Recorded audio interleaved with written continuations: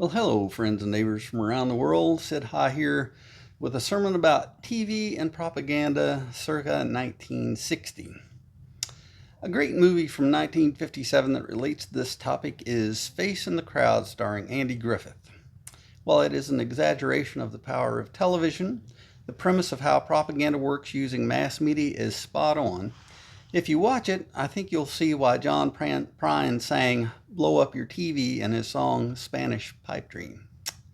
So I asked Copilot what were the impacts of television circa 1960, and this is some of the results. Television became the ninth great power by transforming the way societies experience reality, blending entertainment, ideology, and emotional manipulation into a single glowing box. If radio was the eighth great power for its ability to unify and mobilize, television surpassed it by adding visual storytelling, mass speculation, and cultural saturation. Here's how. From medium to power, why television deserves the title the ninth great power. And as a note, see my video Sermon 26, Radio and Propaganda circa 1920 for info on the great powers. So, visual authority. Unlike radio, television shows rather than tells. Seeing is believing, and television made propaganda more immersive. This next statement is extremely important. Extremely important. Political leaders became performers. Think Nixon versus Kennedy in 1960. Kennedy's telegenic presence won hearts, even if Nixon's radio performance was stronger. Mass reach and emotional control. Another biggie. By the 1960s, TV was in nearly every Western household. It became the primary source of news, entertainment, and cultural norms. Events like the Vietnam War, civil rights marches, and moon landings were televised into living rooms, shaping public opinion in real time. Narrative domination. This next statement is arguably the most important of all to propagandists. TV didn't just report reality, it constructed it. That is so huge. News anchors became trusted voices. Sitcoms defined family values, and commercials rewrote desire. Another huge one. Governments and corporations realized they could frame entire worldviews through programming choices, propaganda, and psychological power. Authoritarian regimes quickly adopted TV as a tool for control. In the USSR, China, and North Korea, state-run television became the voice of the regime, blending news with ideological reinforcement. In democracies, the line blurred between information and entertainment, what Neil Postman called amusing ourselves to death. Historical echoes and evolution. This is a very important point too. Goebbels' vision of radio as the eighth great power was prophetic, but TV added image, emotion, and spectacle, making it even more potent. By the 1980s, TV had become the arbiter of reality, from Reagan's media-savvy presidency to global events like Live Aid. The next thing I asked Copilot was for an overview of television as a propaganda tool circa 1960, and this is what I got as a response. Television became the primary mass medium that brought politics, crisis, and culture directly into living rooms, shaping public perceptions through selection, framing, and repetition of images and stories. Very key there, repetition. Government influence and news as persuasion. Official sourcing. U.S. government and military supplied film, footage, and access to networks, and news divisions relied on those sources, which let officials' perspectives dominate televised reporting. Covert influence. Allegations and later investigations showed intelligence agencies cultivated relationships with journalists and organizations to shape coverage and public opinion. Another biggie. Entertainment and indirect messaging. Embedded assumptions, Popular dramas, comedies, and sci-fi routinely portrayed ideological frames, heroism, freedom, moral order, that normalized anti-communist and pro-American worldviews without explicit polemics. Cultural soft power. Exported U.S. television programming and formats carried cultural messages about consumerism, individualism, and political norms that functioned as indirect propaganda. Crisis coverage, visuals, and emotional persuasions. Live and breaking coverage. Networks preempted programming to cover crises like the Cuban Missile Crisis, JFK assassination, early Vietnam images, using continuous televised images to mobilize emotions and public consensus. Visual power. Film and photographed casualties, missiles, funerals, and astronaut footage created visceral impressions that simplified complex events into compelling narratives supporting policy responses.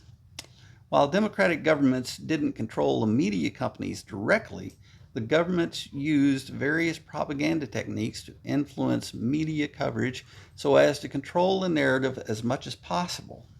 Again, very key.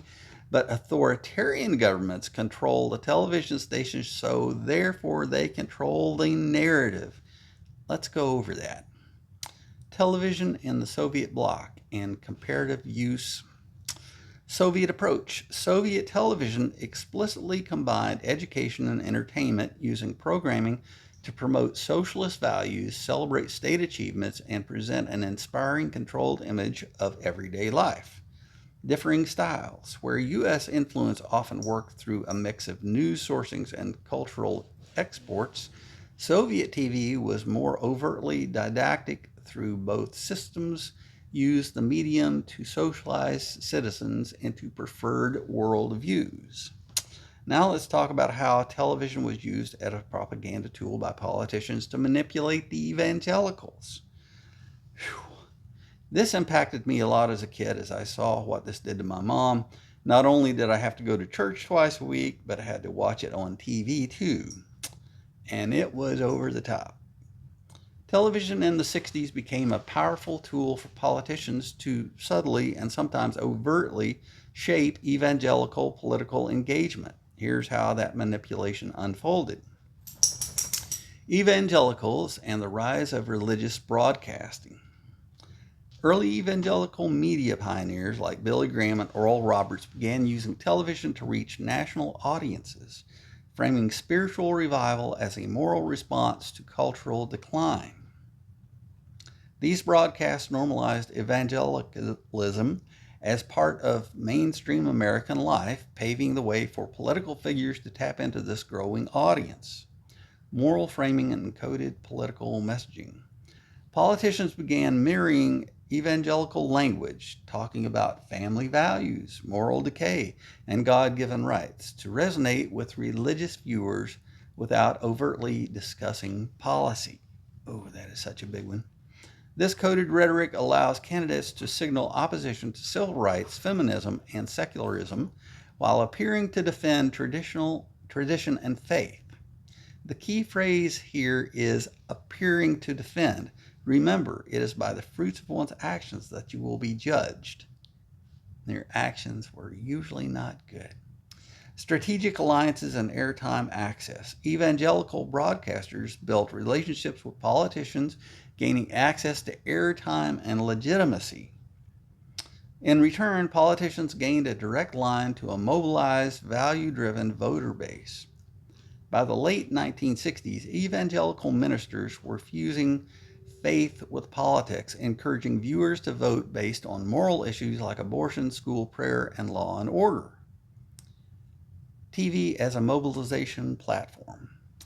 Religious programming became a platform for politicians for political calls to action, urging viewers to oppose liberal policies and support conservative candidates. Politicians used targeted TV ads and appearances on religious shows to reinforce their alignment with evangelical concerns, often portraying themselves as defenders of Christian America. The long game, laying groundwork for future coalitions. Though the full evangelical Republican alliance wouldn't crystallize until the 1970s and 80s, 1960s television laid the cultural and rhetorical groundwork.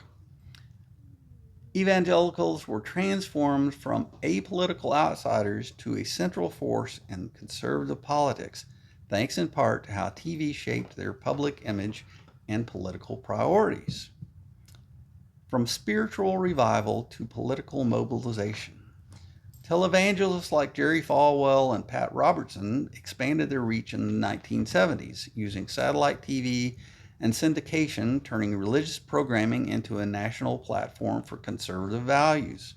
These broadcasts didn't just preach salvation, they framed political issues like abortion, school prayer, and homosexual agendas as moral crises, urging viewers to vote accordingly.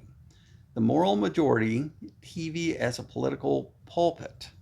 Founded by Falwell in 1979, the Moral Majority used television to rally evangelicals into a voting bloc. Their programming featured direct endorsement of candidates, especially Ronald Reagan, fundraising appeals tied to spiritual warfare, issues-based segments linking biblical values to political platforms. This was a shift from passive viewership to active political participation driven by religious media. Reagan's media strategy, symbiosis with evangelical TV. Reagan's campaign and presidency embraced evangelical broadcasters, appearing on Christian programs and echoing their language of traditional values, family, and freedom under God. His team understood the emotional power of televised faith, using it to soften his image, build trust, and signal alignment with evangelical priorities. Fundraising and voter turnout via TV. Evangelical networks became fundraising machines, blending spiritual urgency with political calls to action. Viewers were encouraged to donate to causes fighting secular humanism, register to vote through church-linked initiatives, attend rallies and watch televised sermons that doubled as campaign events. Long-term impact. This media political alliance reshaped the Republican base, making evangelical voters central to conservative strategy. It also normalized religious rhetoric in political discourse, with TV as the primary delivery system. To add to this list, what I saw was television became a megaphone for religions begging for money. We still see the effects of this today. There were so many stories of people donating almost everything they had to these con artists. Even if some started off sincere, the money corrupted them. Think Jim Bakker, Jim Swaggart, etc. The list goes on. But the incredible hypocrisy of these people was just overlooked by so many. Even Jim Bakker is back at it, and of all places, Blue Eye, Missouri, which is close to where I grew up, and it's just... I just couldn't get my head around it, but now I see that this is because of the propaganda techniques these people used, which the television amplified. But here's the big question, and some of you might need to review my sermon on Christ's teachings for this. Would a true Christian, especially a minister, take money from those that couldn't afford it? No. Would a true Christian take money to pray for someone who was sick or down on their luck? No. Would a con artist use religion to deceive people into giving money to them? Absolutely. It happens all the time. So here we are again where I say, look at their actions. What fruit do these people bear? Does the results match what they are saying? It's time to cast off the fear that these charlatans have been preaching. Look to Christ's teachings and how they relate to the commonalities to see through the lies these deceitful people have used to trap people's minds. Here's an idea. Instead of donating to these churches, donate that money to verified charities that help the community or some other worthy cause. Then send a note to the church you normally donate to, stating that you were going to start donating to the charity of your choosing in the church's honor, and see what kind of response you get.